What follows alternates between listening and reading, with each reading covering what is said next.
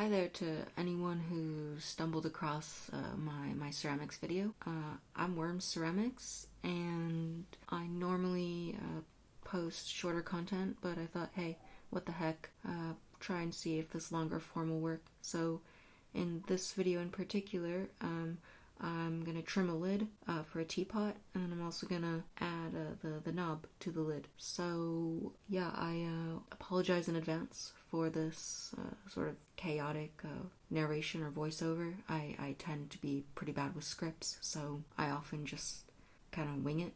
But hopefully, yeah, you'll stick around, and maybe this video will be helpful, or at least somewhat entertaining for pottery friends out there on the internet.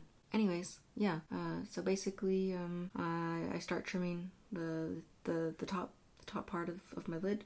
I also tend to throw my lids pretty tall to begin with. I think just I get paranoid or anxious that I'm gonna run out of clay, or if I'm trimming, I'm gonna accidentally trim through the lid itself. So I tend to like to stay on the safer side and just spend a bit more time with trimming than not have enough clay to begin with.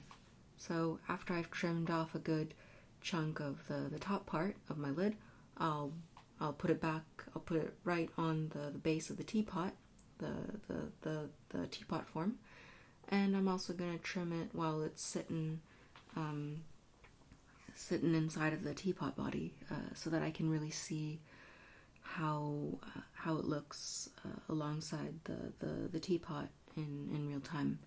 Also, for those of us that throw on the wheel, really important, remember to take breaks, because for us that are getting older, lower back pain is real. It's very real, right? So after a quick tea break, back on the wheel, just gonna trim down the lid just a bit more, because I kind of like them to sort of look like a little mound, just sitting on top of the teapot body. So sort of once I get it to the shape that I like, I'll start working on the knobs.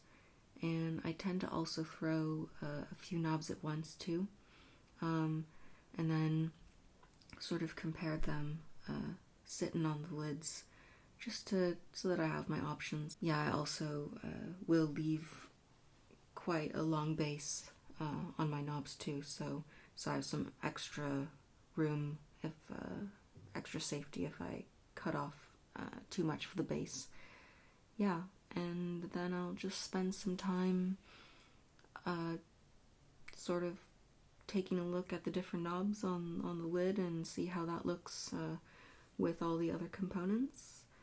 And also from the video, most of these knobs that I threw, they look the same, more or less, but they each have a different feeling, especially when sitting on the vessel itself. So that's kind of how I determine which knob to use, is just how does it feel. If it feels right, then I'll use that one. So yeah, and then once I've sort of settled on the knob I want to use, it's time to score the top part of the lid where I'm gonna attach the knob. Again, we're gonna score the surface lightly. We don't want to go too deep with our scoring marks, and we're gonna apply some slip to both to the top of the lid and to the base of the knob. And yeah, just gonna sort of push that down.